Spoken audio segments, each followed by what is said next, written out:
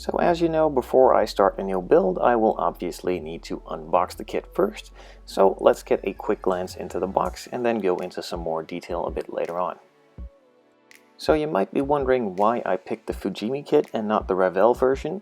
Well, it's pretty easy at this point. This is a commission build, and for a commission build I want the outside of the kit to look absolutely stunning and the inside as good as I can possibly get it. Now the outside of the Fujimi version looks a bit better in my eye. The wheels look a lot better, the brake details are a lot nicer, and the dashboard and seats look really good. The only downside is the door panels. Now with the Revell, the outside looks okay, the wheels are horrible, so are the disc brakes, and the other dimension and some panel lines are okay as well, and that is done a lot better on the Fujimi one. Although the Revell has a nicer detail on the engine, which can't even be seen after you finish it, and has a nicer door panel on the inside. Otherwise, the Fujimi kit, in my opinion, looks a lot better when fully assembled. After that quick first glance, now let's get into a bit more detail. The first sprue, as you can see, is molded in brown, and every single part is molded in brown, which I still don't really know why, but not much I can change about it. All the parts, however, do look really nice and crisp, don't look like they need any modification, adjustment, or fine-tuning whatsoever. Just a bit of sanding and they can go straight to paint. The detail on the dashboard is really nice, and then you go to the main interior, which is kind of a letdown as the door cards pretty much have no detail. One half of the seat is molded in and the rest is pretty basic. Everything is there, but with the door cards so plain it kind of looks a bit weird. And then they did decide to spend some more time on the upper half of the seats, making it in two parts, which I don't understand if you're gonna have the bottom of the seat molded into the interior tub.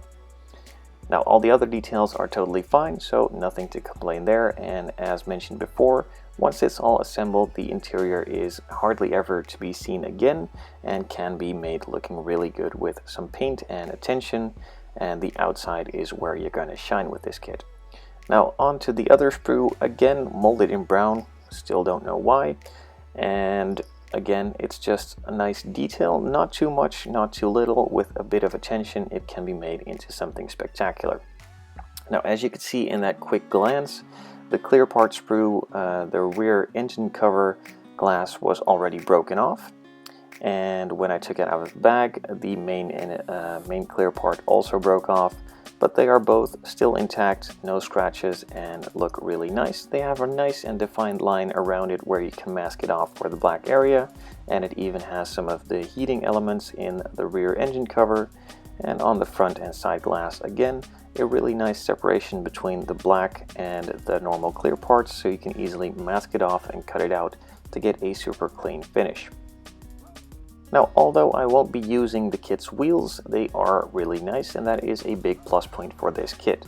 The ones in the Revell version don't even look like the actual wheels on the car, are way too small and have way too thick tires, and on this one they seem dimensionally right, and the front and rear are even different widths. Now moving on to some chrome parts, which aren't really chrome but more of a titanium silver. The brake calipers are molded in the same color, as some are the pedals and some of the shifters and the exhaust. Now, not big of a deal, something that can easily be changed. With the Revell kit you have most of the body parts already molded onto the body, and with this Fujimi one, the rear bumper, side skirts and some other components are molded separately, but the good part is you can glue these on before paint and don't run into any trouble whatsoever when assembling. Now the details on these parts is a lot nicer than on the Revell ones, as they are molded separately, so they could make the molds for these specific parts a bit more detailed. So with that out of the way, moving on to the main piece, and that being the body. It is all molded very nicely, all the panel lines are really nice, crisp and deep. They don't even need really much adjustment whatsoever, just a bit of sanding and gluing on the side skirts, the rear bumper, and you're good to go for primer.